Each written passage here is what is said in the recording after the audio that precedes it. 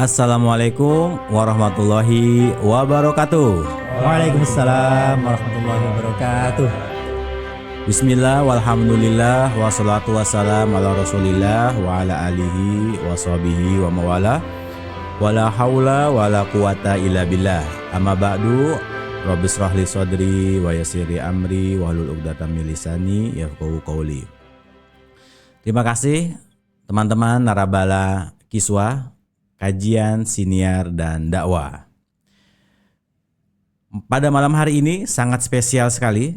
Di samping kita menghadirkan tamu tokoh Indonesia yang sudah berkiprah di luar negeri, hari ini juga merupakan hari yang istimewa karena bertepatan dengan hari tahun baru Hijriah, yaitu 1 Muharram 1447 Hijriah. Semoga tayangan ini juga membawa berkah manfaat buat kita semua, wabil khusus teman-teman yang ada di studio, teman-teman Kiswah, Soul Pesantren, Soul Kajian, dan juga kerabat keluarga Pak naratamu kita, yaitu kita sapanya nanti dengan nama Mas Ali, karena beliau masih sangat energik dan benar-benar jiwa muda. Oke, kita akan terima kasih Pak Ali. Kita akan berbicara tentang bagaimana kiprah orang Indonesia di luar negeri, terutama juga bisa berkontribusi di dunia migas. Saya sendiri belum tahu apa itu migas dan apa bedanya dengan tambang, kemudian bagaimana mengolahnya dan ekosistem keberlanjutannya bagaimana. Kita akan belajar dari naratamu kita. Namun sebelum itu mari kita awali siniar ini dengan doa. Kita kirimkan kepada guru-guru kita, kiai kita, ulama kita, para founding fathers dan founding mothers kita semuanya. Semoga senantiasa dirahmati oleh Allah Subhanahu wa taala dan kita mendapatkan berkah manfaat fi dini wa dunya wal akhirah. Al-Fatihah.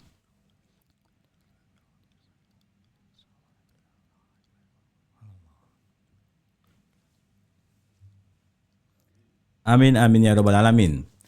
Kita sapa yaitu Mas Ali Mustafa.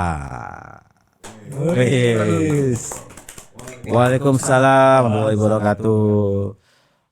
Matur suwun dan terima kasih Pak Ali, Mas Ali sudah berkenan gabung di kiswah ini.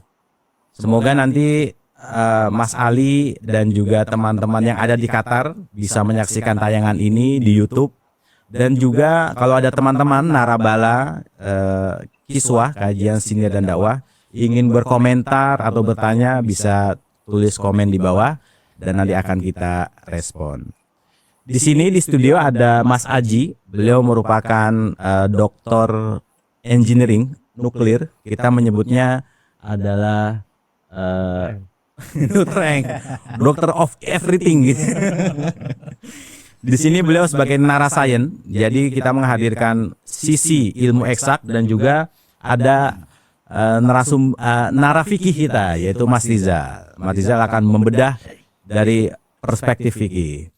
Kepada Mas Ali bisa memberikan perspektif, pengalaman, kemudian perkenalan dan juga hal-hal terkini tentang Qatar.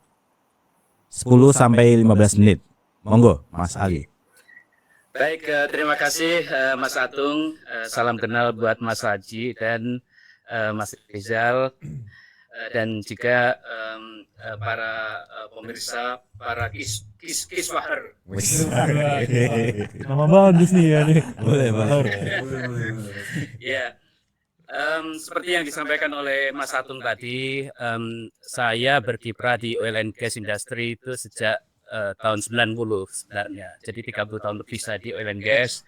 Dan selama sekitar 14 tahun saya berkiprah di Indonesia. Jadi sempat di oil and gas contractor, kemudian pindah ke operator, semuanya di Indonesia. Kemudian pada tahun 2004 saya lihat iklan di koran. Ketika itu kan koran itu masih koran-koran yang kita baca itu ya. Jadi ada iklan di Qatar memerlukan petrofizisis. Itu adalah profesi saya. Saya lamar, kemudian diundang untuk interview dan alhamdulillah diterima. Dan setelah anak saya lulus SD ketika itu, anak saya yang pertama itu kelas 6 SD ketika itu, jadi bulan Juli awal kita pindah ke Qatar. Jadi mulai 2005 Juli saya dan keluarga pindah ke Qatar. Selama di Qatar saya assignment-nya pernah dieksplorasi sekitar 12 tahun dan sekitar 8 tahun terakhir ini di pengembangan gas. Sesuatu yang memang challenging. Latar belakang saya sekolah geologi dan ketika masih sekolah dulu emang saya membayangkan mungkin suatu saat pengen kerja di perusahaan minyak dan Allah kasih jawaban itu semuanya dan alhamdulillah malah ini ditempatkan di Timur Tengah yang mana dari pengalaman saya adalah tempat yang terbaik karena di sini saya nggak punya kendala kalau mau sholat dan sebagainya. Ketika saya di perusahaan yang lama, ketika masih tugas di Indonesia, oke, nggak ada masalah. Tapi saya pernah juga tugas di luar Indonesia untuk melaksanakan sholat 5 waktu aja agak nyuri-nyuri gitu. Dan kita karena tidak ada musola di tempat itu, jadi kita harus sholat di kamar. Apalagi kalau Jumatan jauh gitu. Waktu itu saya tugas di Sugarland. Jumatan harus ke Houston, itu cukup jauh, berapa puluh mil kira-kira kayak gitu. Jadi saya melihat bahwa itu agak susah. Iya, by the way saya memang pernah tugas agak pendek lah di Sugarland, Texas waktu itu. Tapi kembali lagi di Qatar ini menurut saya baik engineer maupun manajer teman-teman kita bahkan teman-teman yang dari T-boy dan sebagainya itu kita ketika jam sholat kita itu rata-rata sholat bareng di musola yang disediakan hampir di setiap di satu gedung itu ada beberapa musola biasanya dan musolanya itu bagus gitu jadi dan dengan tempat wudhu yang baik semuanya disiapkan dengan baik gitu jadi kalau dulu itu sholat seakan-akan itu kita memaksakan diri kalau sekarang lebih kondusif gitu. Teman kita itu sangat banyak, bahkan atasan kita itu sekolah di tempat yang sama dengan kita. Mungkin itu salah satu yang membuat saya juga sangat betah di sini, sehingga udah 20 tahun, tahun ini 20 tahun, alhamdulillah betah di sini. Dan tadi Mas Atung menyinggung tentang apa bedanya migas dan tambang. Kalau migas itu memang migas ya bagian dari pertambangan, tapi tambang minyak dan gas tentunya begitu ya. Kalau tambang itu konotasi kita itu lebih ke arah tambang-tambang yang non migas seperti kita bicara batubara, kita bicara emas, tembaga dan sebagainya itu biasanya kita konotasi tambang itu adalah ke sana. Tapi sebenarnya migas itu adalah juga tambang, bagian dari pertambangan juga, tambang minyak dan gas. Jadi kira-kira tugas saya sebagai petrofizisis itu mengevaluasi kira-kira kandungan hidrokarbon itu ada di kedalaman berapa, kemudian ketebalannya berapa, kemudian berintegrasi dengan teman-teman dari disiplin yang lain, nanti bisa dilihat penyebaran lateralnya seperti apa, sehingga bisa dihitung volumetriknya seperti apa. Jadi nanti kita datang pada penghitungan cadangan dan sebagainya. Pendekatan penghitungan cadangan seperti itu ya itu mirip-mirip kalau di tambang dan di minyak dan gas. Pada prinsipnya itu hampir sama cuma barangnya yang berbeda. Kalau minyak dan gas itu kan ke arah fluida. Tapi kalau tambang itu lebih ke arah benda-benda solid, benda-benda padat, ya kan. Apakah itu batu bara, tembaga, emas dan sebagainya benda padat. Kalau di migas itu fluida, apakah minyak, gas atau kondensat. Ya. Jadi kira-kira begitu kisah singkatnya itu Mas Atung, Mas Haji dan Mas Rizal. Moga kalau mau ada yang ditanyakan. Sebelum pertanyaan tentang cerita jenengan Pak, mungkin Mas Ali bisa juga bercerita tentang kabar perang yang hari ini banyak diberitakan bahwa Qatar juga kena serangan dari Iran atau mungkin jangan-jangan itu cuma nyasar Pak dari Amerika Pak. Monggo. Ya, Mas Atung, memang saya juga dapat ucapan doa perhatian dari teman-teman di berbagai tempat yang lain, keluarga juga, kemudian teman-teman banyak yang memberikan japri dan sebagainya, mempertanyakan itu. Jadi memang beberapa malam yang lalu kita sempat dikagetkan, itu tepatnya itu hari Senin malam. Sekarang hari Kamis, itu Senin malam. Jadi artinya itu 3 hari yang lalu. Itu setelah sholat maghrib, saya itu di kamar itu dengar suara dem dem dem gitu. Saya berpikir ketika itu mungkin petugas sampah yang ada di sekitar tempat tinggal saya ini lagi ngeret tongnya gitu, dan tongnya itu bergerak nggak rata jalannya, jadi suara dung dung dung gitu. Kemudian jam 7.30 kebetulan saya ada bukan undangan, sebenarnya kejanjian mau ketemu teman-teman. Jadi saya harus keluar rumah. Begitu keluar rumah, saya lihat tetangga-tetangga pada di luar rumah, pada nunjukin ke arah atas sambil ngomong, what is that gitu. Terus saya lihat, wah ini missile nih, ini bom atau ini drone. Saya lihat kayak gitu kan. Memang itu sangat nampak secara obvious gitu. Jadi kita emang nggak bisa deny, dan saat itu memang rasanya cukup mencekam. Jadi itu kalau saya perkirakan itu mulai habis maghrib itu kira-kira jam setengah 8 kurang sedikit lah kira-kira waktu di sini. Belum Isya, karena Isya itu hampir jam 8. Terus kita lihat bagaimana entah itu drone, entah itu missile itu diintercept. Jadi kita bisa melihat ada yang datang begini, kemudian ada yang datang dari bawah mengintercept, terus terjadi ledakan di atas ini. Jadi itu betul ini, dan kita cukup ini ya, cukup khawatir juga, nggak tahu perkembangan kedepannya seperti apa. Tapi kita tahu bahwa itu dari komunikasi dengan teman-teman itu ditujukan ke airbase-nya, pangkalan militernya Amerika, dan itu yang melukainya adalah Iran. Dan kemudian disusul oleh pernyataan dari pemerintah Iran bahwa itu memang mereka sudah bicara dengan Qatar juga, dengan petinggi Qatar juga, bahwa mereka akan mengirim itu. Tapi sama mereka Iran itu menjamin bahwa tidak akan merusak atau mengenai ini sasarannya mengenai penduduk. Itu sesuatu yang kalau menurut saya itu ada dua hal yang menarik gitu. Dengan jarak yang jauh ya, jaraknya dari Iran ke Qatar itu ya. Itu mereka bisa mengirim bomnya itu kalau menurut saya cukup precise. Cukup precise. Jadi kalau kita mungkin kan kita ngirim bantuan ke masyarakat kita aja ada Salah sasaran. Wow, lecet. kirim bom. Bahkan kalau kita lihat yang ke Israel itu kan melewati negara lain kayak Syria, Jordan kayak gitu, mereka bisa cukup precise, minimal jatuh di negara yang dituju, iya kan? Jadi itu message yang pertama yang kita ini. Terus yang kedua, klarifikasi bahwa itu sudah dikonfirmasikan dengan pemerintah Qatar, dan bagaimana pemerintah Qatar itu juga memberikan respon yang sigap untuk menenangkan rakyatnya, penduduknya, bahwa rakyat diminta tenang dan sebagainya, dan tidak ada action plan yang inilah gitu yang membuat kita itu harus panik dan sebagainya.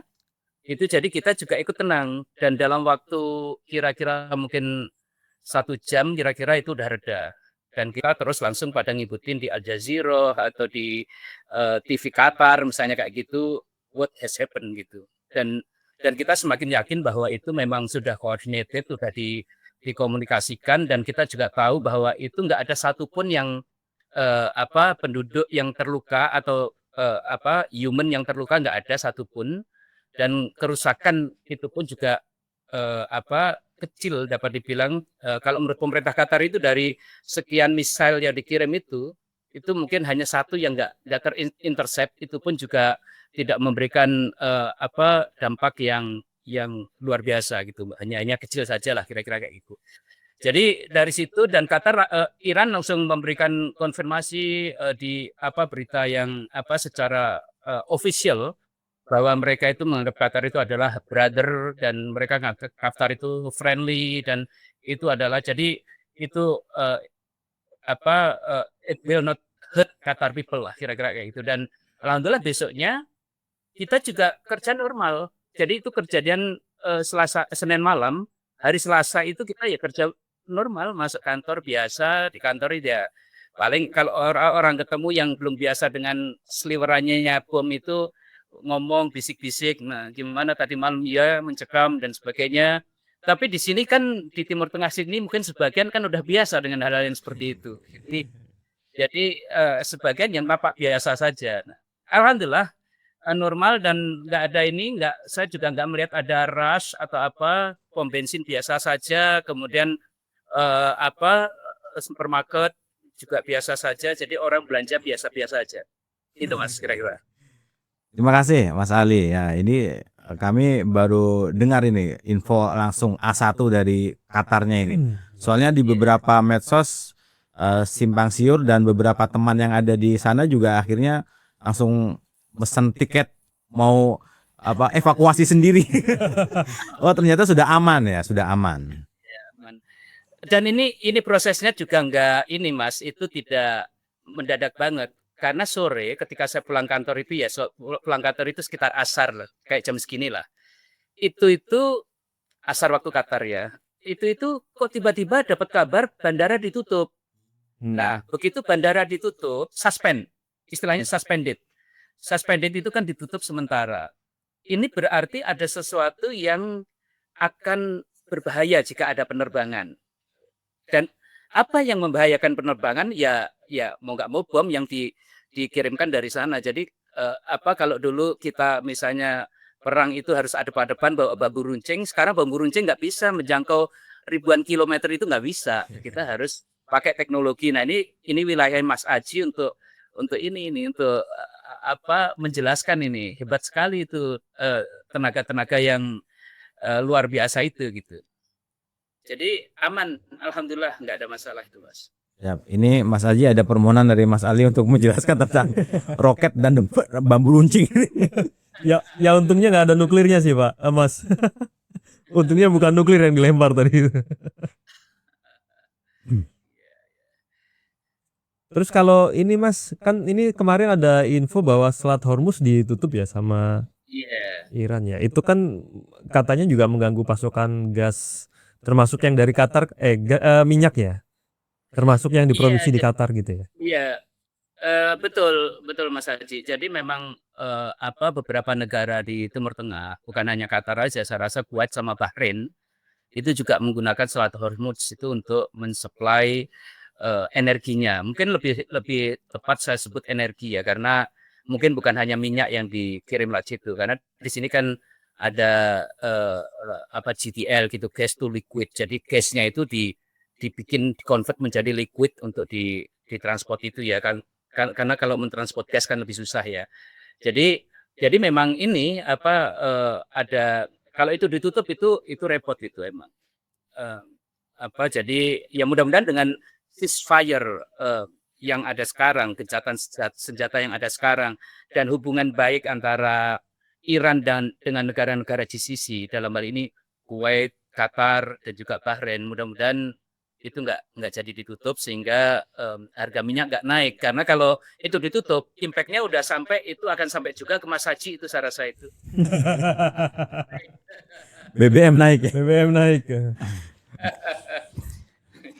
Nah, ini mungkin kita juga mendengarkan dari perspektif Vicky tentang penjelasan dari Mas Ali ini. Monggo Mas Rizal. Apa ini? Ada dua. Pertama, ini kayaknya kebalik ini. Yang di Qatar ini Pak Ali, tapi kayaknya outfitnya, backgroundnya kayak di Doho Kediri. Malah kita kayak di Qatar. Soal cahaya. Nah, jadi ini untuk Narabala ini kita ada beda selisih berapa? 4 jam ya. Nah. Jadi Pak Ali ini yang di Qatar ini. Jadi bukan kita yang di Qatar ini. Pak Ali yang di Qatar, di sana masih habis asar ya, Pak Ali. Di sini malam. Terus yang kedua ternyata guyonan rudelnya Iran bisa tepat dan di Indonesia bansos salah sasaran. Ternyata sampai Qatar sih. Dan bener gitu loh. Dan bener gitu loh. Itu aja analisis kita. Mungkin ini Mas tentang Mas Rizal ini kemarin ini Mas Ali boleh di flashback sebentar ya bahwa kita juga pernah memanggil beberapa naratamu, ada aktivis lingkungan, kemudian pencipta mobil listrik gitu ya. Nah, salah satu yang saya ingat ya, Mas Rizal pernah mengungkapkan bahwa di Al-Quran itu ada 2 ayat yang mungkin agak kontradiktif. Bahwa Tuhan Allah Subhanahu Wa Taala menciptakan langit dan bumi untuk manusia, ya kan? Jadi boleh tuh dieksploitasi, ya kan? Tapi di sisi lain Tuhan juga harus menciptakan manusia sebagai khalifah fil ard yang harus mengatur. Nah mungkin perspektif ini perlu diangkat di Qatar Mas. Gimana Mas Rizal? Habis ini gantian saya jadi host. Mas Adi.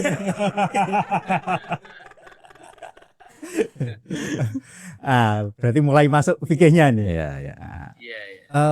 Ya mungkin Pak Ali bisa sharing ya pengelolaan apa namanya kalau bahasa fikih dan makdin itu ya sumber daya alam yang ada di tanah gitu ya diolah dan kayaknya nggak tahu ya perbandingan antara Indonesia dan Mesir Qatar soal kekayaan alamnya itu Kayak mana ya? kayak mana gitu ya. Tapi terlepas dari itu kok kayaknya impactnya mestinya kan itu dikelola terus dikembalikan lagi kepada rakyat katakanlah gitu ya. Nah kalau kita lihat di Qatar kok kayaknya itu berdampak gitu ya. Nah kalau kita kok berdampak nggak Mas Haji? Boncos.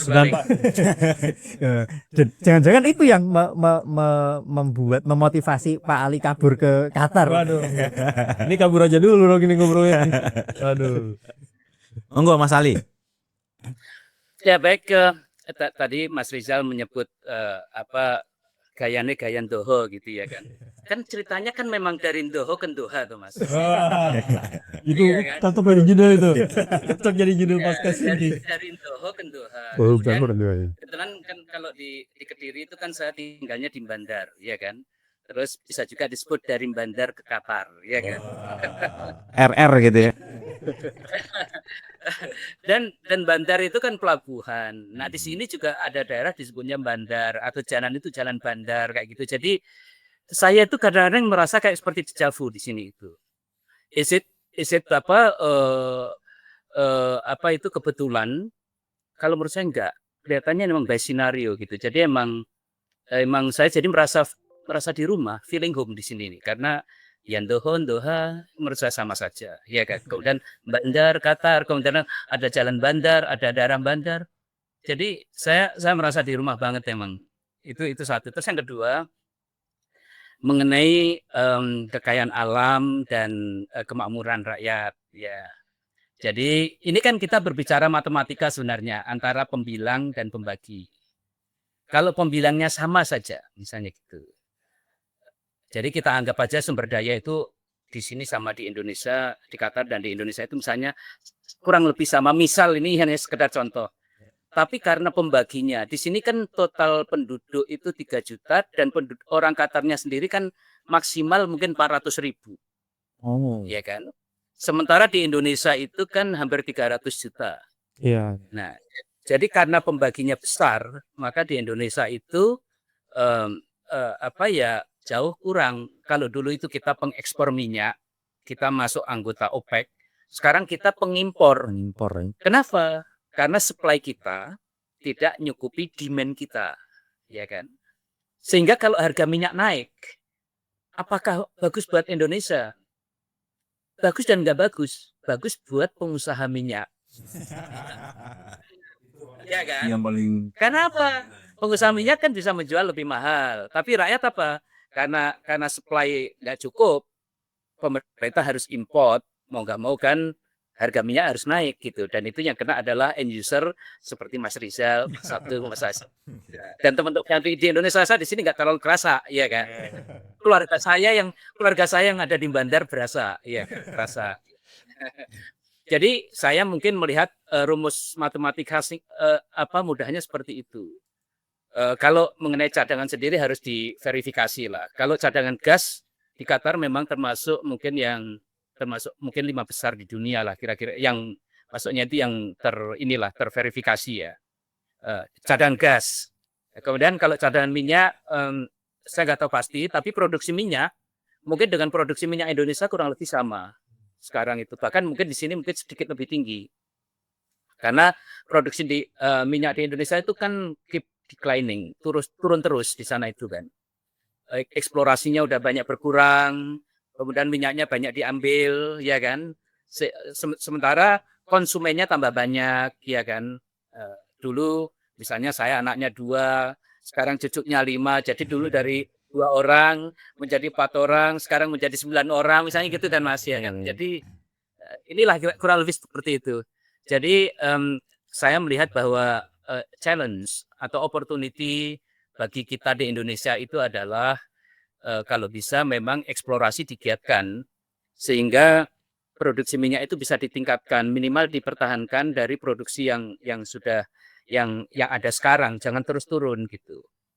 Itu satu. Terus yang kedua, membandingkan satu dengan tempat lain itu ya mungkin nggak pas, karena seperti membandingkan apel dengan jeruk gitu, ya kan. Yang satu penduduknya sedikit, yang satu tuh penduduknya itu berlipat-lipat. Jadi di Indonesia tuh lipatannya itu kan hampir 300 kalinya, hampir 100 kalinya penduduknya itu dibanding di sini. Jadi itu agak susah. Itu kira-kira Mas Rizal. Oh iya ya. Atau mungkin saya coba ada satu variabel yang mungkin perlu saya konfirmasi. Rebel pengali. Terkait dengan pembagi tadi. Oh iya, pembagi. Ini nggak tahu tadi apa itu. Tapi gini, di Qatar itu apakah yang mengeksplorasi itu semuanya BUMN dan relatif tidak korup gitu ya. Nah sementara di Indonesia kan ya korup. Kita tahu ya BUMN-nya seperti kemarin Tasmania menempati 10 besar itu ya. Nomor 1. Terus di lain itu juga ada yang mengeksplorasi dari perusahaan-perusahaan multinasional tuh kan. Artinya juga yang seharusnya masuk ke kas negara ya akhirnya masuk ke luar, dan itu kan tidak ada yang mengaudit gitu ya. Nah nggak tahu kalau di Qatar apakah itu semua dikelola oleh BUMN gitu ya. Iya. Jadi kebetulan saya di BUMN-nya Qatar, ya kan. Jadi beberapa tahun lalu, mungkin sampai 10 tahun lalu lah kira-kira, itu operator, kita sebut operator, ya kan, yang mengambil itu kan disebutnya operator. Operator itu artinya yang dia punya izin atau kontrak karya lah kira-kira kayak gitu kan. Operator itu dulu ada yang dari asing, mungkin sekitar sampai 10 tahun yang lalu lah kurang lebih itu. Tapi itu hanya lapangan kecil. Begitu kontraknya habis, pemerintah sini ini kalau menurut saya sangat smart, kalau menurut saya. Itu harus diadakan bidding terbuka, lelang terbuka. Dan dalam lelang terbuka itu, pemerintah sini, BUMN di sini ini membentuk perusahaan baru. Baru yang sahamnya itu juga dimiliki perusahaan asing, tetapi saham mayoritas dimiliki oleh pemerintah sini, perusahaan nasionalnya sini, ya kan. Jadi sekarang saat ini kayak mungkin kalau toh ada itu tinggal 1, dan itu lapangan kecil itu yang dioperasikan oleh orang asing. Yang lainnya yang besar-besar itu sudah dioperasikan oleh perusahaan ini sendiri, perusahaan state oil company, kita sebut perusahaan energi ya, perusahaan energi ini sendiri, atau perusahaan-perusahaan yang dibentuk oleh perusahaan energi ini bekerja sama dengan beberapa partner yang lain, partner internasional yang lain. Jadi bloknya dibagi banyak, Mas. Oh iya.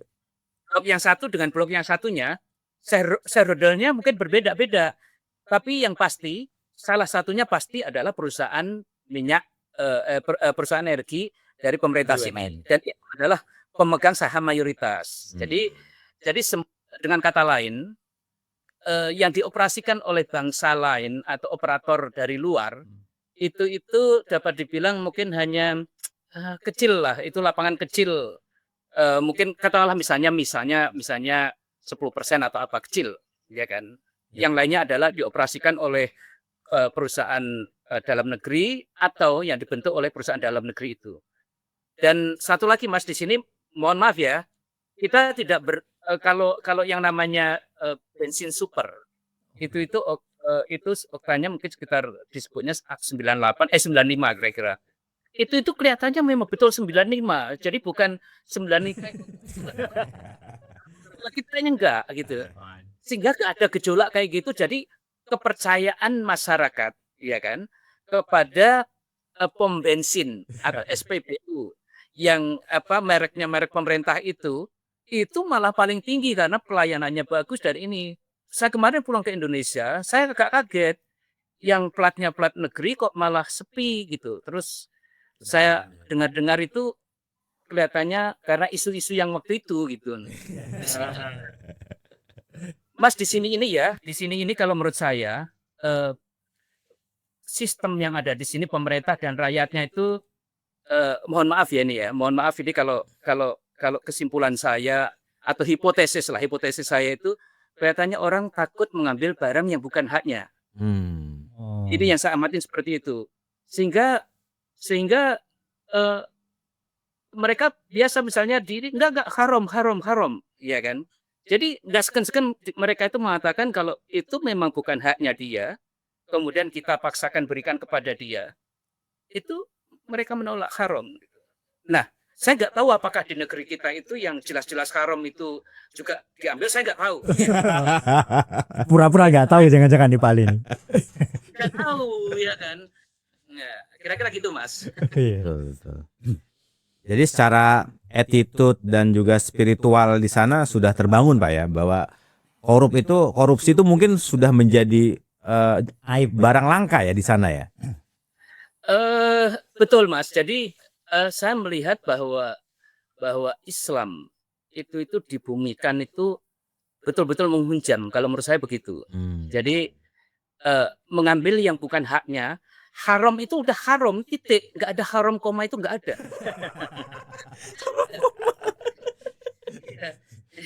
Haram, tapi nanti sebagian saya pakai untuk bangun masjid. Nggak ada itu. Haram padahal haram gitu, ya kan? Ya. Jadi dari situ saya sangat mensyukuri ada di environment yang menurut saya sangat kondusif, ya kan? Tapi bukan saya mengatakan bahwa di negeri kita itu bagaimana gitu, tapi saya sangat belajar ya kan bahwa di sini apa yang disebut haram itu betul-betul haram. Jadi bukan hanya maaf nih makanan yang kelihatan makanannya haram itu kita nggak makan, tetapi sesuatu yang lainnya haram kita ambil misalnya gitu, enggak ya kan. Sesuatu yang makanan yang jelas haram nggak kita makan ya kan. Terus barang yang bukan hak kita, artinya meskipun barang itu barang halal, ya kan, maksudnya halal itu kan kalau barang haram kan jelas kan. Tapi kalau kita ambil itu menjadi haram, itu mereka betul-betul nggak mau melakukannya. Itu yang saya sangat mensyukuri dan ingin terus belajar dan ada di dekat mereka. Kira-kira begitulah Mas. Mungkin ini yang melatar belakangi Pak Ali pindah ke Qatar Pak ya, daripada perusahaan di Indonesia Pak. Saya itu sebenarnya pindah ke Qatar itu hanya karena rahmat Allah Subhanahu wa taala. Iya, serius itu. Itu kayak ini. Maaf ini dulu itu Qatar itu kayak di luar radar saya ketika tahun 2004 itu. Belum terkenal sekarang. Tapi dulu yang ada bayangan saya di Timur Tengah itu perusahaan minyak itu Aramco, punyanya Saudi. Oh, Saudi. Iya kan? Ya. Tetapi ketika saya melihat iklan di koran itu Qatar ketika itu perlu profesional dari kita, saya coba apply. Dan alhamdulillah setelah saya berangkat ke sini, rupanya sudah ada banyak orang Indonesia yang ada di sini dan semakin ke sini semakin banyak. Dan jadi kembali lagi jawaban pertanyaan Mas Haji tadi, saya ada di sini tuh pindah ke sini bukan karena saya hebat, tapi betul murni karena rahmat Allah Subhanahu wa taala. Betul itu Mas ya. Menarik. Tapi terkait pengelolaan operator tadi itu ya. Iya. tambang ya ke luar gitu. Kalau di fikih itu memang fikih tidak terlalu ketat juga, artinya harus dikelola bangsa gitu. Jadi ada namanya Ihyaul Mawad dan ada Iqta ya. Kalau Ihyaul Mawad itu inisiatifnya dari rakyat. Karena ini nganggur kita kelola, kemudian itu nanti dilegitimasi negara. Atau ada Iqta. Kalau Iqta itu dari atas. Negara yang memberikan konsesi. Itu artinya dalam tanda petik pelepasan aset publik untuk dikelola swasta itu pun harus dengan catatan yang sangat ketat gitu. Saya rasa ini juga di Indonesia Ihyaul Mawad sih, yang penting dikelola swasta, udah gitu aja. Dikelola ormas kan. Dikelola ormas kan apa saja. Padahal kalau di konsep fikihnya itu memang diizinkan ya ada pelepasan hak publik ya, baik melalui Iqta maupun Ihyaul Mawad, tapi keduanya itu harus dikontrol ketat oleh negara, tidak boleh dikelola oleh sebuah perusahaan yang tidak bisa diaudit. Kita nggak tahu tuh yang nambang di Papua itu keuntungannya berapa. Tahu saya KPK nggak bisa masuk ke sana. Ya termasuk ormas juga kan nggak. Nah, sekarang ormas ikutan ya kan? Ormas sama Secara regulasi tidak bisa diaudit tuh oleh pemerintah kan. Kayaknya di Qatar itu tidak terlalu banyak basul masail, tapi sudah sangat tepat gitu ya secara fikih. Di Indonesia basul masailnya panjang, ya prakteknya begitu-begitu. Mungkin saya sedikit menambahkan tentang hal itu, Mas Rizal, Mas Arji, sama Mas Atung. Di sini itu ada auditor, baik internal maupun external auditor, ya kan? Even internal auditor itu, yang diaudit itu adalah orang dalam sendiri. Jadi ada departemen audit, ada departemen misalnya yang eksplorasi atau yang pengembangan dan sebagainya kayak gitu. Itu mereka itu sangat kritis mengaudit itu. Oh, nggak ada yang namanya kong kali kong, nggak ada. Nggak ada orang dalam ya Pak? Meskipun nggak ada, meskipun itu orang dalam dan atasan kita itu orang pusat misalnya gitu, itu nggak ada, ampun itu. Jadi kalau ada observasi, ada sesuatu yang menjadi catatan, dan anehnya auditor itu hampir selalu punya catatan. Jadi kita udah lakukan yang terbaik, itu nanti dia bagaimana bisa mencari celah untuk memberikan catatan. Itu internal, ya kan? Eksternal itu lebih ini lagi karena sertifikasi ke ISO dan sebagainya, mereka itu betul-betul sangat-sangat strict. Kita di internal aja Mas, misalnya kita melakukan eksplorasi di lepas pantai. Itu ditanyakan itu, limbah dari lumpurnya itu dibuang kemana, itunya gimana, itu udah tertulis belum di standar operating prosedurnya dan sebagainya. Kalau sudah, mana ini saya lihat mau ini klausulnya seperti apa bunyinya dan implementasinya bagaimana, sehingga di sini ini begitu pipa di lepas pantai itu, sumur di lepas pantai itu misalnya ada buih-buih di atas, apa kayak berkuduk gitu kalau bahasa Jawanya di atas, sedikit aja itu sudah panik semuanya itu, karena sumurnya dalam-dalam. Sebelum masuk ke bumi yang ada di dasar laut itu kan pipa itu udah melalui perairan yang ada di laut itu cukup dalam gitu kan. Itu membutuhkan divers, membutuhkan teknologi. Dengan teknologi nanti bisa diketahui kira-kira keluarnya bubble atau blukuduk-blukuduk itu di kedalaman berapa, ya kan? Kemudian dengan divers penyelam yang ada itu, mereka akan membenarkan kalau itu dilas dan sebagainya. Bisa dibayangkan kayak ngelas di dalam air tengah lautan yang dalam dan sebagainya bagaimana. Tapi ada teknologinya itu. Jadi bukan itu ditutupin. Itu begitu ada itu semuanya panik, dan di sini adalah safety itu betul-betul nomor satu. Jadi kita itu berpikir bukan hanya untuk keuntungan company, tapi kalau ini ada impact-nya untuk society, untuk lingkungan, untuk komunitas, itu harus diutamakan. Keselamatan harus diutamakan. Jadi audit itu, Mas, itu. Jadi kalau kita tambang-tambang di Indonesia banyak tambang-tambang terbuka, kemudian penebangan pohon luar biasa, kemudian sudah bahkan di tengahnya Gunung Bromo di situ ada kebun yang lain misalnya kayak gitu. Oh, tahu juga ternyata. Itu mudah sekali itu. Iya. Iya, monggo. Ya. Artinya kreatif orang Indonesia, Pak. Iya, kalau dari kreativitas betul Mas itu emang saya akuin. Ya, tetapi kan sekarang udah zamannya kan drone bisa kemana-mana ya kan. Jadi mereka kreativitasnya itu sekarang harus lebih hati-hati lagi menurut saya ya. Ini saya mungkin tanya lebih ke arah teknis sih Pak. Kok Iya. Pak lagi Mas ya? Roy Surya. Kalau sekarang kan tuh sudah mulai booming kalau perusahaan-perusahaan minyak itu mulai ekspansi ke hidrogen nih, Mas.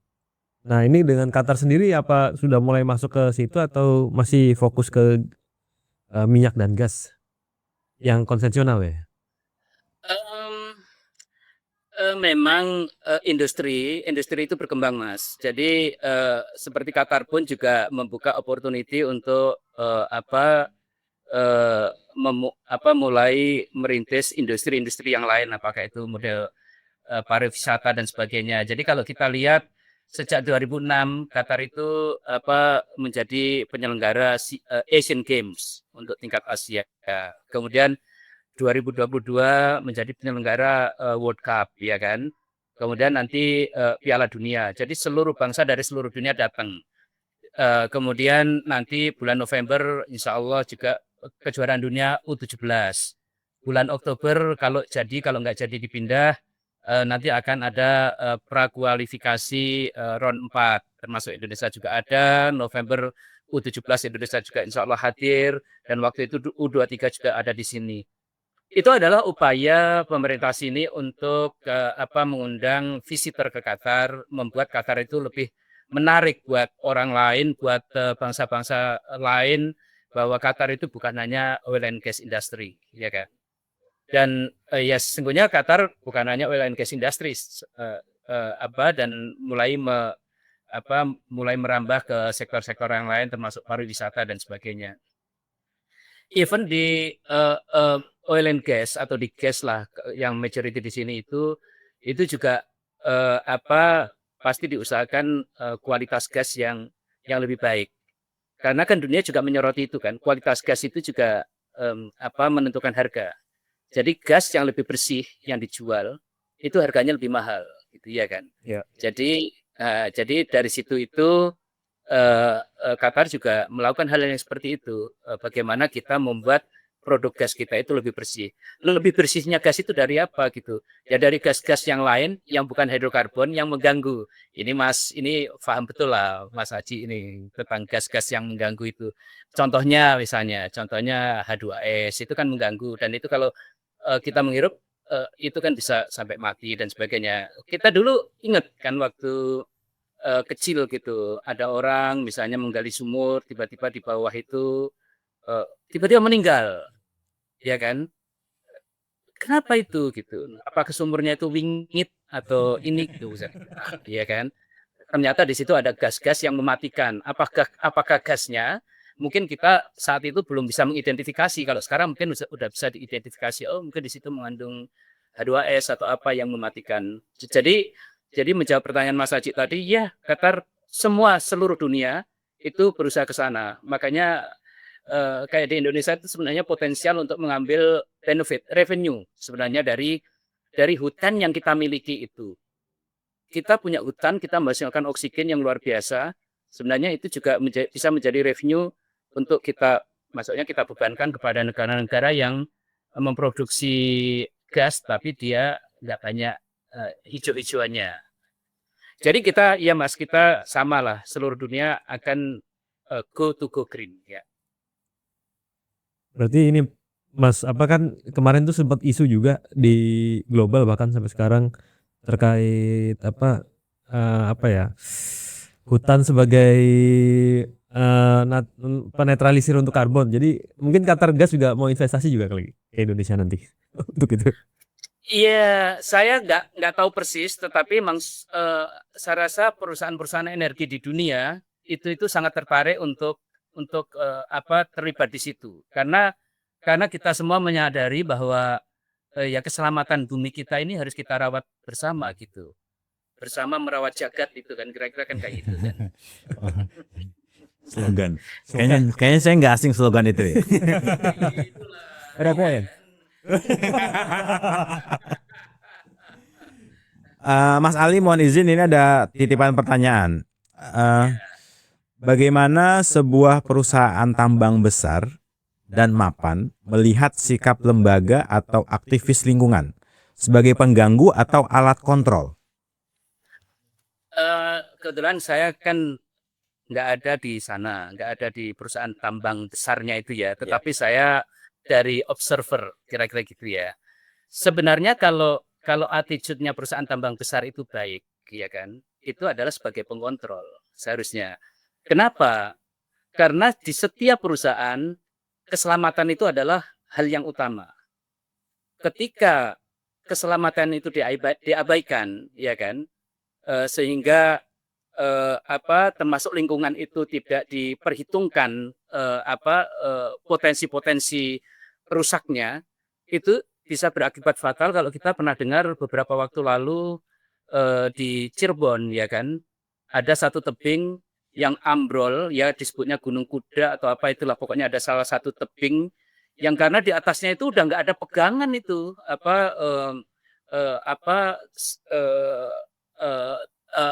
penambangannya itu udah nggak ada pegangan. Sementara di bawah itu kayak digerowongin terus gitu dan itu terjadi roboh. Kemudian selain ada yang menjadi korban jiwa, mau nggak mau operasi di situ akan shutdown beberapa waktu. Bagi perusahaan, terutama perusahaan besar, itu adalah kerugian. Sehari shutdown, itu perusahaan itu rugi. Kalau istilah kita sebenarnya, kalau dibilang rugi itu ya rugi-rugi relatif, ya kan. Seharusnya hari ini misalnya kita untung, misalnya perusahaan kita untung misalnya 50 juta, tapi karena itu berhenti, jadi kita hilang 50 juta, misalnya gitu. Tinggal kali berapa hari. Jadi kalau attitude perusahaan itu adalah sebagai pengontrol, itu akan bagus. Tapi kalau attitude perusahaan itu adalah sebagai pengganggu, itu ya tunggu kerusakan yang lebih dasar dan kerugian perusahaan itu sendiri ke depan. Dan sekarang sebenarnya perusahaan sudah nggak boleh lagi atau nggak bisa lagi berlindung di balik oh ya kan saya punya kontrak karya di sini selama 30 tahun. Sehingga misalnya di Raja Ampat misalnya gitu kan. Ini kontrak karya sejak udah sekian tahun yang lalu, ini sekian puluh tahun lalu dan sekarang masih berlaku gitu. Oleh karena itu saya bisa melakukan apa saja yang kita lakukan yang menurut ukuran perusahaan itu adalah aman misalnya gitu. Tetapi kan nggak begitu. Lingkungan melihat sesuatu yang berbeda. Kan ancamannya itu adalah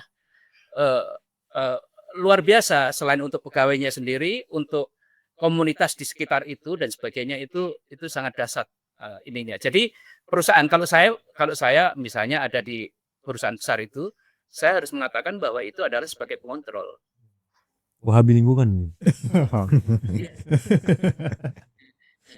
Oleh karena itu kalau misalnya ada ormas mau ngambil tambang, apalagi tambang itu yang udah tinggal maaf ya mungkin nggak banyak lagi gitu karena udah dieksploitasi itu udah luar biasa, udah puluhan tahun, nggak bisa dikatakan hanya tinggal sisa-sisa, tapi di situ dampak lingkungannya itu sudah besar, itu juga harus dipikirkan itu sebagai salah satu potential operating cost atau fixed cost yang harus dibayar. Jadi jangan hanya menghitung tambangnya itu berapa banyak, per kilo berapa, per ton berapa, jadi angkanya berapa, enggak cukup itu. Dan apalagi kalau ada misalnya tiba-tiba longsor atau mungkin tiba-tiba hujan besar, kemudian apa yang ada di dalamnya itu terbawa air dan itu mencemari lingkungan dan sebagainya, dampaknya luar biasa. Oh ya, saya mumpung ingat Mas Ali, dulu pas di Qatar itu 2023 pas diajak makan bersama Pak Ali dan teman-teman PCNU di Afghan Brothers ya, kalau nggak salah. Nah itu ada perbincangan bahwa negara Qatar itu punya hutang budi dengan orang Aceh, kalau tidak salah. Itu ceritanya bagaimana, Pak? Ya jadi kembali ke tahun 96-an sampai 98. Itu banyak profesional kita dari Arun itu sebenarnya awalnya itu adalah salah satu manajemennya atau apa itu bergabung dengan Qatar ketika itu, Qatar Gas. Kemudian beliau, ini cerita yang sampai ke saya, beliau itu mau membantu untuk istilahnya itu menggerakkan train atau pengolahan yang pertama itu, tapi dengan syarat dibantu oleh profesional-profesional dari Arun yang sudah pengalaman. Nah, oleh karena itu diizinkan, oke, whatever apa itu yang bagus lakukan. Yang penting kita bisa mulai proyek kita ini. Dibawalah itu pegawai-pegawai apa dari ex Arun itu ke Qatar, dan teman-teman itu banyak yang nggak tahu gitu Qatar itu seperti apa sebelumnya dan sebagainya gitu. Dan bagi mereka ya udah kerja di luar negeri adalah excited ya kan, sama seperti saya dulu gitu ya. Dan betul, alhamdulillah sampai sini itu yang banyak orang Aceh. Arun itu banyak orang Aceh, Mas. Jadi mau nggak mau orang Aceh itu banyak sekali yang berangkat ke Qatar. Mereka ditempatkan di satu komunitas namanya komunitas Al-Khor, ya kan? Mas Atung, saya rasa Mas ingat Al-Khor itu di salah satu sisinya Qatar, sisi utara Qatar. Di situ itu banyak orang-orang Aceh, kemudian tambah lama tambah banyak, mulai 96, 98 dan terus sampai ke sini tambah lama tambah banyak. Mereka juga beranak pinak, kemudian anaknya juga udah masuk di perusahaan yang sama dan seterusnya. Jadi dengan demikian quote unquote lah ya, dalam tanda petik Qatar ini ya bukan berutang budi sebenarnya, apa banyak dibantu oleh profesional-profesional kita yang mayoritas dari Aceh pada awal-awal apa proyek dibangun di Qatar ini. Kira-kira begitu, Mas. Berarti benar kalau bonus demografi kita di Indonesia kan kebanyakan orang nih, maka harus dikirim ke luar negeri sebagai aktor. Ya, itu menarik, Mas. Ya, kadang-kadang memang dulu Pak mantan Menteri ISDM, Pak Purnomo Yustiantoro itu pernah visit ke Qatar. Jadi kita ada acara di Wisma Duta. Wisma Duta itu adalah rumah dinasnya Pak Dubes. Di Wisma Duta itu Pak Purnomo itu juga pernah menyampaikan bahwa beliau itu mendukung gitu teman-teman untuk pergi ke sini, ya kan? Karena itu artinya apa? Memberikan kesempatan kepada teman-teman lain di Indonesia untuk mengisi tempat-tempat yang kita tinggalkan, ya kan? Jadi belakangan ini ada istilah kabur aja dulu. Sebenarnya yang kabur itu bukan kabur ya, sebenarnya mencari sesuatu yang lebih baik itu udah dari puluhan tahun lalu, udah dari 30 tahun lalu atau bahkan lebih gitu. Jadi bahkan Pak Purnomo sendiri ketika itu entah bercanda entah sungguhan, karena beliau itu juga cukup dekat dengan Menteri Energinya sini waktu itu, menyampaikan kalau beliau nanti nggak jadi Menteri Energi, misalnya ditawarin kerja di Qatar pun beliau juga mau gitu. Ya. Itulah kayak, entah itu beneran atau itu bercanda saya nggak tahu, tapi intinya beliau tidak keberatan untuk itu. Dan nyatanya betul kan di Indonesia sekarang juga banyak resources yang ngantri gitu. Jadi saya itu udah ke beberapa negara ya Mas ya.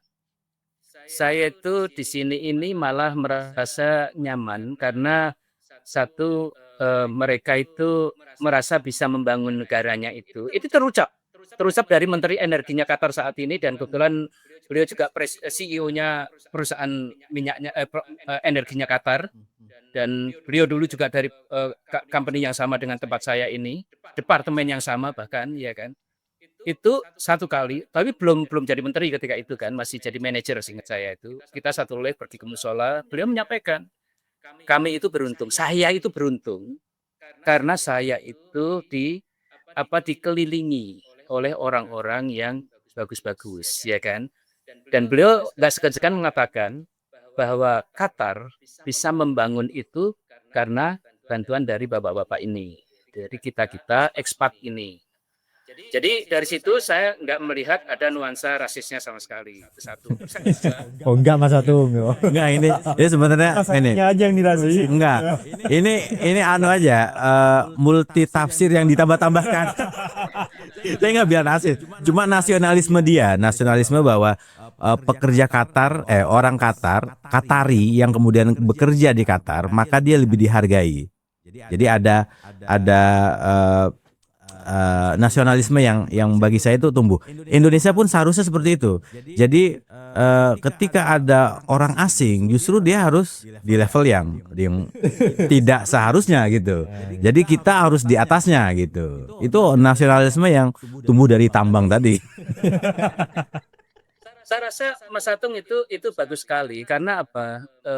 Orang lokal, kalau di sini ya orang sini lah ya, itu adalah mereka itu adalah the owner of this land. Mereka itu yang punya tanah ini. Mereka yang sepantasnya ada di atas kita mengontrol kita. Kenapa? Karena dengan adanya power itu, mereka itu bisa mengarahkan kita untuk tidak merusak lingkungan, untuk tidak berlaku koruptif, ya kan, dan sebagainya dan sebagainya. Nah, di negeri kita seharusnya juga dengan alam yang sudah semakin terbuka ini, kemudian budaya yang sudah semakin terbuka ini, di kita kalau menurut saya ada room untuk improvement di situ. Jangan sampai di negeri kita itu malah diatur oleh orang lain. Seharusnya kan kita yang mengatur, ya kan? Maksudnya termasuk aturan itu kita yang membuat. Itu sesuai dengan untuk kepentingan hajat hidup orang banyak, dan itu UUD 45 kan itu kan. Untuk hajat hidup orang banyak, ya kan. Jadi seharusnya kita yang mengarahkan sebagai sahibul hajat, sahibul bait. Kita juga sahibul hajat harusnya begitu kan. Betul nggak? Ya kan. Kalau kita udah jadi sahibul bait, tapi yang sahibul hajatnya orang lain, kita nanti malah disuruh-suruh, malah dimarah-marah. Kitanya qaudil hajat aja kalau gitu. Gitu. Ya kan salah itu. Kalau di sini kita nggak biasa bicara gaji. Jadi kalau ukurannya mereka itu berapa kalinya kita nggak tahu. Kalau lebih besar mungkin, tapi ya saya nggak tahu persis, Mas. Saya itu malah sama tetangga rumah saya yang satu departemen aja saya juga nggak tahu gajinya berapa, ya kan. Jadi it was itu mungkin ya seperti yang disampaikan Mas Atung tadi, mungkin mungkin ada yang agak membesarkan. Tetapi kalau manajerial menurut saya adalah wajar. Kalau manajerial itu kemudian diberikan kepada orang lokal. Kenapa? Saya melihatnya dari sisi profesional aja, Mas. Aturan itu yang tanda tangan, yang meskipun yang ngedraft itu adalah engineer yang hebat misalnya gitu, tapi yang tanda tangan itu adalah manajemen. Kalau di situ ada aturan yang merugikan negara dan manajemennya itu adalah orang dari orang lokal situ, itu kan bisa dibenarkan dulu, ya kan? Jangan sampai, ini contohnya misalnya, kalau di perusahaan minyak itu kan atau migas lah itu ada istilah bagi hasil. Apalagi kalau di Indonesia misalnya masih banyak perusahaan asing yang menjadi operator tambang atau migas itu. Bagi hasil itu kan beda-beda, nggak kaku kan. Ada yang 85-15, ada 90-10, ada yang misalnya 70-30 dan sebagainya. Nah, itu kalau yang jadi manajemennya itu adalah orang lokal, orang yang dari situ, kan pasti dia akan mengusahakan keuntungan untuk negerinya, ya kan? Jadi bukan malah kita menguntungkan kepada orang yang datang gitu. Kebalik kan itu kan. Kita kasih jalan mulus kepada yang datang, tapi kita halangin benefit untuk negeri kita sendiri. Itu kebalik semua itu. Itu haram yang koma itu. Dan itu terjadi gitu. Dan itu terjadi gitu kan. Ya ini maksudnya enggak mengatakan bagaimana praktek di sini, bagaimana di sana, bagaimana, tidak, Mas. Tapi kita harus selalu terbuka untuk sebuah perbaikan, kan? Ya kan itu. Sebelum penutup ya, ini soalnya sudah 58, jadi memang kemaslahatan itu memang perlu dijunjung tinggi ya di bukan hanya di dalam teks agama, tetapi juga bagaimana kebijakan publik, kemudian Tasarruful imam ala ra'iyah manut bil maslahah. Kita di sini juga mengkaji kaidah fikih, Pak Mas Ali. Nah, mungkin yang terakhir saya mungkin pendam pertanyaan ini. Apa yang membuat Mas Ali punya kebanggaan menjadi bangsa Indonesia, dan apa yang mungkin dari Qatar ini tidak perlu kita tiru, jadi kita bisa membangun sinergi bangsa Indonesia gitu ya. Mungkin Mas Ali bisa menjelaskan. Secara umum bangsa Indonesia itu profesional kita di sini ini satu hal yang sangat saya syukuri lah ya. mereka itu punya etos kerja yang luar biasa. Mereka itu nggak banyak ngomong, tapi kerjanya banyak, ya kan. Jadi kalau orang Jawa itu bilang eh, sepi ing lambe atau sepi ing wicara tapi rame ing gawe gitu kan. Sepi ing lambe rame ing gawe. Tapi ada mungkin nggak semua orang bisa punya filosofi seperti itu. Dan orang Indonesia itu punya ini filosofi seperti itu. Kerja kerja kerja gitu. Sehingga di sini tuh banyak ya. Tapi bukan berarti mereka nggak bisa bicara, enggak. Nyatanya kan sebagian orang kita juga masuk posisi-posisi eksekutif, meskipun bukan di perusahaan energi ya, kayak di perusahaan Telkomnya sini itu Uridu namanya itu orang kita ada yang sampai ke atas gitu. Emang tergantung ininya, apa kebutuhan dan apa opportunity yang ada di sana. Jadi yang saya sangat syukuri sebagai orang Indonesia itu adalah rame ing gawe sepi ing pamrih ya. Ya itu rame ing gawe sepi ing pamrih. Mereka itu ikhlas, ya kan? Mereka kerja ikhlas gitu. Dan itu yang disukain oleh orang-orang sini juga gitu. Sementara orang sini mungkin karena memang lahirnya sudah enak ya. Jadi apa mungkin kalau kita berbicara masalah etos kerja itu ya mungkin agak berbeda gitu. Tapi ya wajar lah.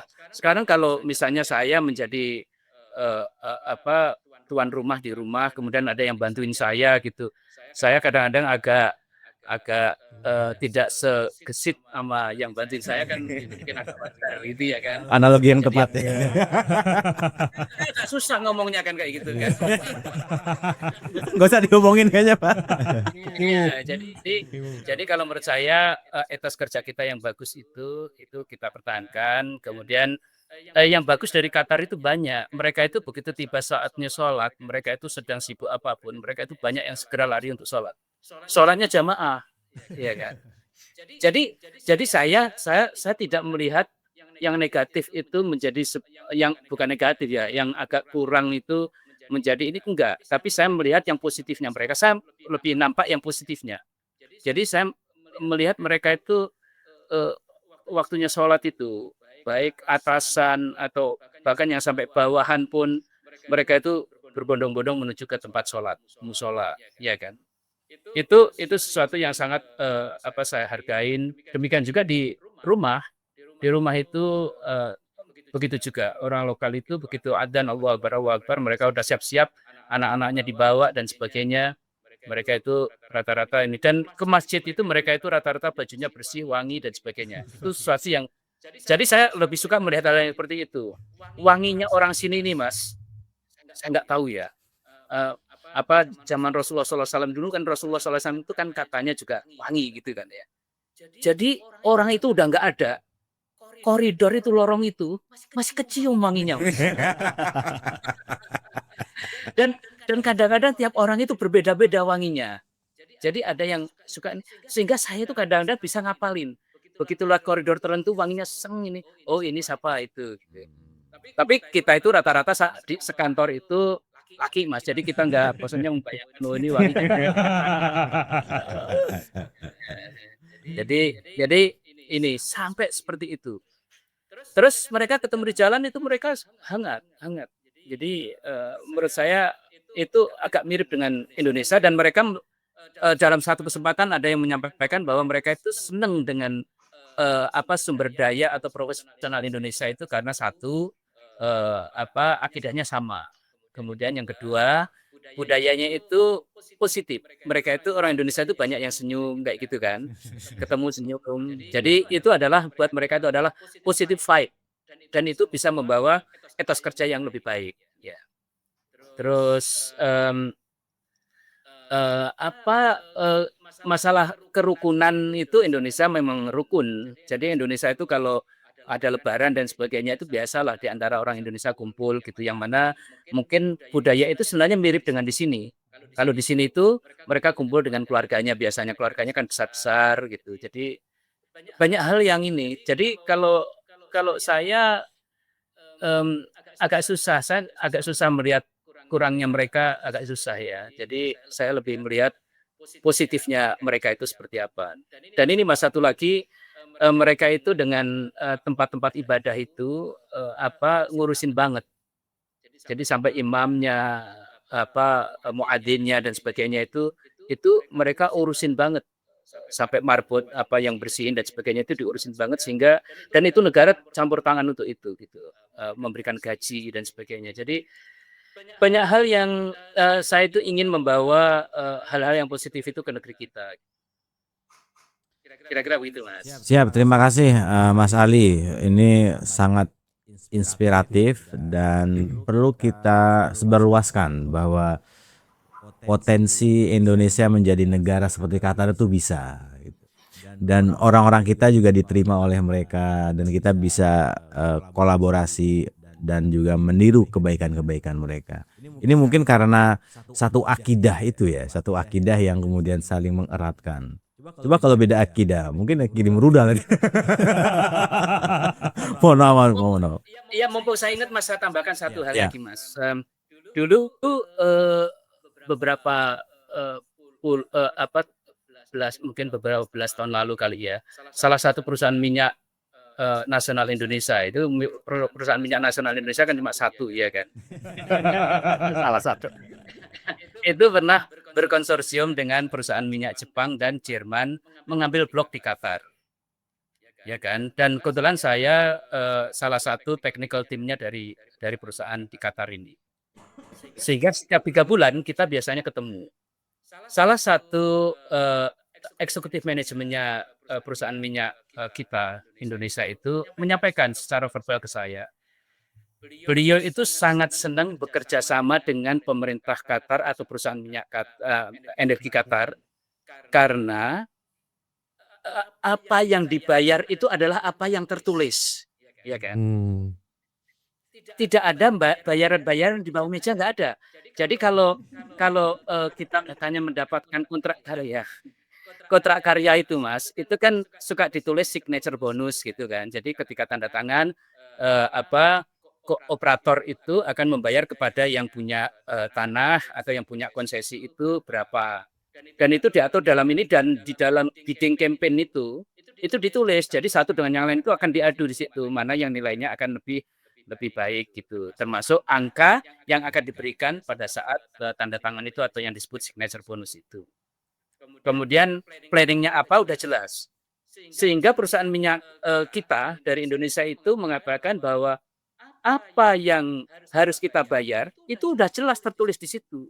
Jadi nggak ada hal-hal yang diselesaikan dari bawah meja dan sebagainya. Dan satu hal lagi yang bisa saya sampaikan di sini adalah di sini nggak ada yang namanya, ini maaf ya, lobby atau ngobrol-ngobrol di lapangan golf. Lapangan banteng.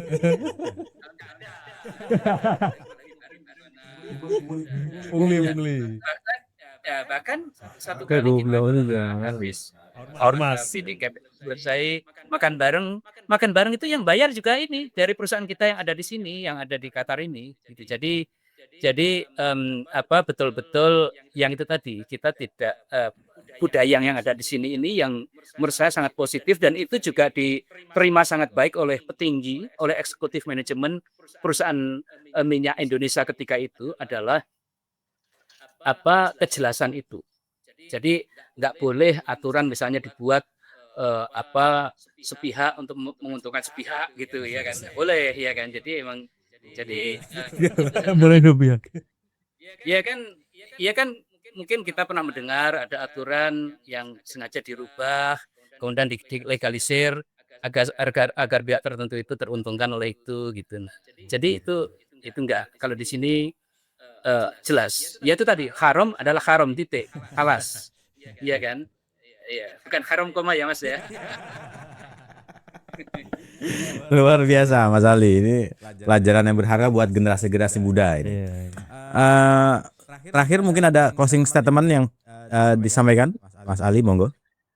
Ya, sangat kita syukuri kita sebagai bangsa Indonesia yang dibesarkan dalam lingkungan yang ramah, kemudian toleran dan sebagainya, sehingga adaptabilitas kita itu sangat tinggi, sehingga satu saat apabila kita oleh Allah diizinkan untuk bekerja di tempat lain, di negara lain yang budayanya mungkin totally different, berbeda banget. Insya Allah adaptabilitas kita itu akan cepat bisa menyesuaikan dengan budaya yang ada di situ, maksudnya budaya yang baik ya. Jadi itu sangat kita syukuri dan kita sangat yakin bahwa sumber daya Indonesia, profesional Indonesia itu sangat mumpuni, sehingga sangat disayangkan sebenarnya kalau sumber daya kita, profesional kita itu berkiprah di negara lain. Itu kalau kita jadi kita diberikan misalnya itu pilihan agar sumber atau profesional kita itu ada di Indonesia berkarya untuk negeri kita sendiri, tentu kita ingin melakukan itu. Jadi bersyukurlah menjadi bangsa Indonesia karena kita diberikan keramah tamahan, kemudian akidah yang baik, adaptabilitas yang baik, sekolah-sekolah yang baik yang insya Allah bisa, kalau tidak bisa menyinari Indonesia ya menyinari negara lain, tapi tetap manfaatnya suatu saat ke Indonesia. Tetap ada sesuatu yang kita kirimkan ke Indonesia. Kira-kira begitu Mas. Terima kasih. Terima kasih Mas Ali, sangat dalam sekali pesannya dan ini menjadi motivasi kami untuk melangkah lebih jauh bahwa pemimpin kami sudah menyontoh dengan baik yang dulu-dulu, maka kita perlu mencontoh yang budaya-budaya baiknya juga.